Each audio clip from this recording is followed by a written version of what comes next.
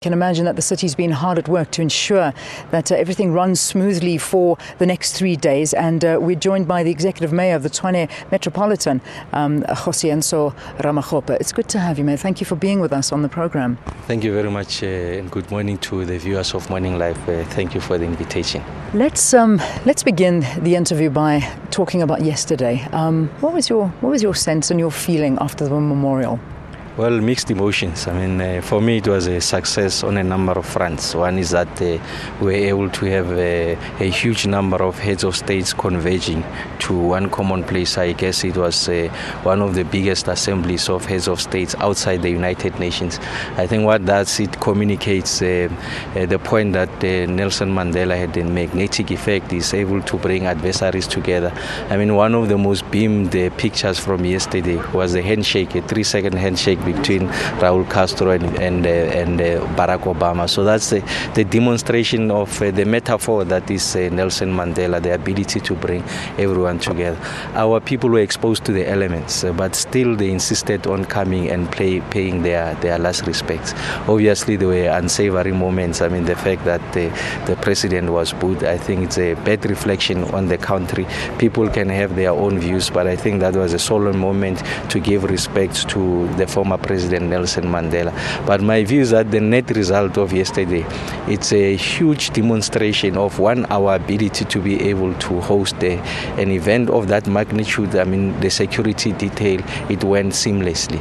2 is the resilience of our people. I mean, exposed to the elements, they were able to come to pay their last respect. So yes, excited about the fact that we pulled it together, but we remain sad that we have lost one of the elder statesmen, a luminary, someone who's revered around the world.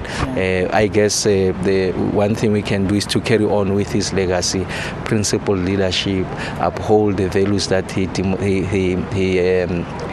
exhibited, and make sure that we contribute towards building a non-racial South Africa. Yeah, I think nicely put, because you're right. Those photographs that were captured yesterday they're going to stay with us for decades and decades to come. I mean, particularly this photograph that everybody is talking about, that handshake. That's that momentous handshake, bringing together people that have not been together in many, many years. Let's talk about now, because the city of Tshwane now, I'm going to be as bold as to say the center of the universe was the F&B Stadium yesterday, but now the Union Buildings has now taken over that position. The planning behind all of this, how is it all going? Well, we've always appreciated that we are going to have a disproportionate amount of responsibility compared to other cities, because one, we are the seat of government. President Nelson Mandela, the late President Nelson Mandela, was inaugurated on the lawns of the Union Building. It's the seat of the executive. So we knew that the majority of the 10 days will be focused on Tshwane. And yes, now is the time for us to be able to demonstrate the kind of planning, the detail that went into it, together with the national and provincial government.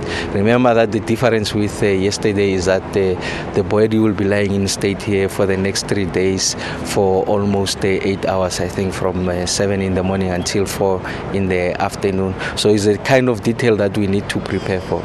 The second part is that it's a bit unpredictable. I was making the point with some colleagues that yes, we are going to draw on our experience of the World Cup with regards to the logistical arrangement, how you are able to move a mass body of people at a very short period of time. The difficulty, the predictability of the World Cup is that we knew the seating capacity of Loftus, so we could almost determine in absolute terms how many people will be coming, and we knew the span of time that people will be there a little bit early, 2 hours, and will be able to clear the grounds perhaps an hour after the game. The difficulty here is that it's from the morning, well, starting from tomorrow, it's early in the morning from 7 until 4. We don't know the number of people who will be filing past, so that's the first difficulty. So we are unable to predict in absolute terms.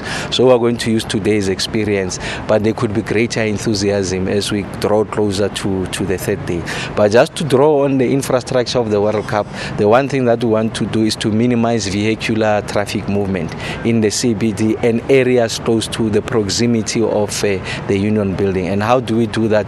We are trying to capture the traffic at the periphery. People coming from the west of the east of the city, so the Mamelodi area, Bronkhorstspruit, Emalahleni, you mentioned them. We want to capture them at CS de Villiers. So that will be our first park and ride. And as you come from the south to Johannesburg, people, Centurion, we want to and the west, we want to capture them at the fountain. So people will be very familiar. Use the N1, N14, you face off ramp, and then you get to the fountains.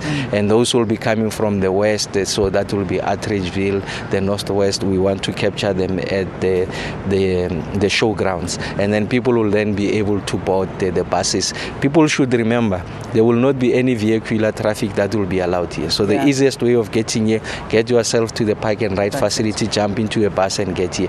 Those who are able to walk to the stage, they need to place themselves closer to where the buses will be offloading people from the park and ride, so that they are able to join the queue. So there's no one who will be allowed to join from any other point. So that's a very important detail. Where they're offloading people, let's give those details. On Edmund Street. So Edmund Street is just to the west of the Union Building, just a walking distance, and people walk, they file past, and as they file past, they'll go towards the east. There will be buses waiting for them to take them back to the park and ride. So it's important that the people observe that, and I want to emphasize the point you raised earlier on, just patience and patience. So we really want to plead to our people that indeed they must exercise patience, and as you file past, as Minister Shaban has indicated, no photos will be allowed. It should be uninterrupted, almost seamless, so that we are able to get as many people as possible.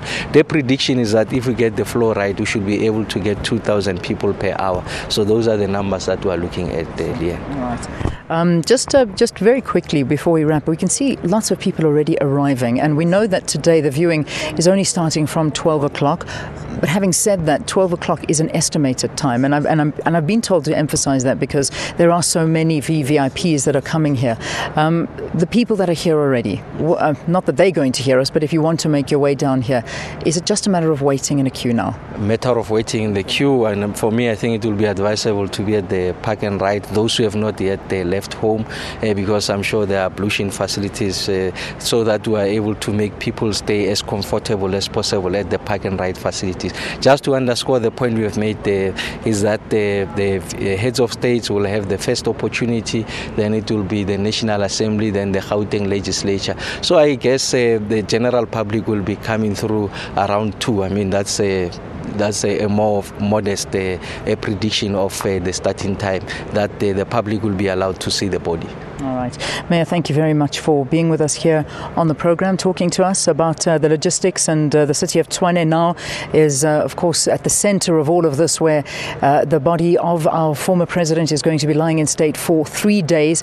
And people already are here. They're coming to line up and make sure that they're able to get into the queue and be able to do this. Now, there you can see all of our studio setups for you, that we're going to be bringing you as much as we can do of the visuals, and you can also see that our helicopter is now taken off, so that we'll be able to track that procession of the cars that are making their way here, because we have been told that the body of Nelson Mandela is leaving one military hospital, or has left, at 7 o'clock. That was a detail that we did have, and we will try and pick up that motorcade as soon as it reaches the C-Max prison. That's where our cameras are set up from there, so we'll be able to bring you those visuals live. But